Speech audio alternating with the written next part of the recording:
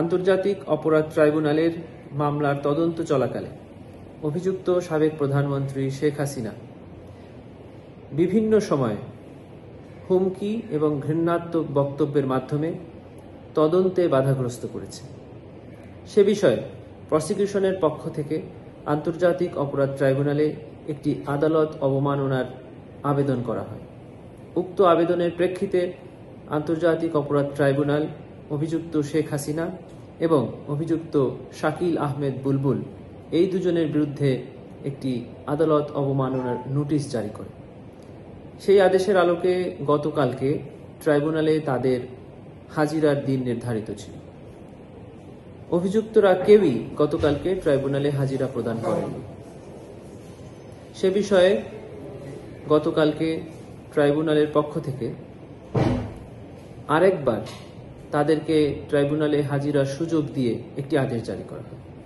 উক্ত আদেশে বলা হয়, বাংলাদেশে বহুল প্রচলিত দুটি জাতীয় দৈনিক, একটি বাংলা এবং একটি ইংরেজি পত্রিকায় তাদেরকে 7 দিনের সময় দিয়ে ট্রাইব্যুনালে হাজির হওয়ার জন্য বিজ্ঞপ্তি জারি করার।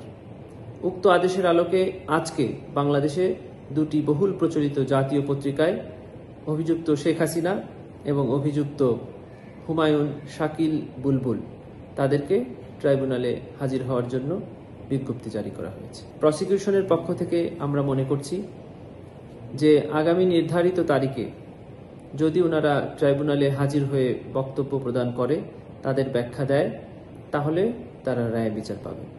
যদি ওনারা তারপরেও উপস্থিত না হন, ট্রাইব্যুনাল আইন অনুযায়ী তাদের বিরুদ্ধে ব্যবস্থা নিতে পারবে।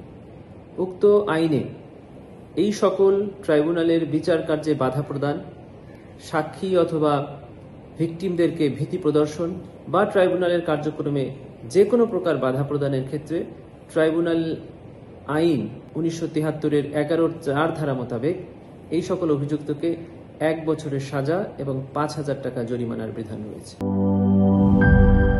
মাঠের অলরাউন্ডার আমি, আর ঘরের allrounder Tilex. Tilex toilet cleaner, clean মানেই টাইলক্স।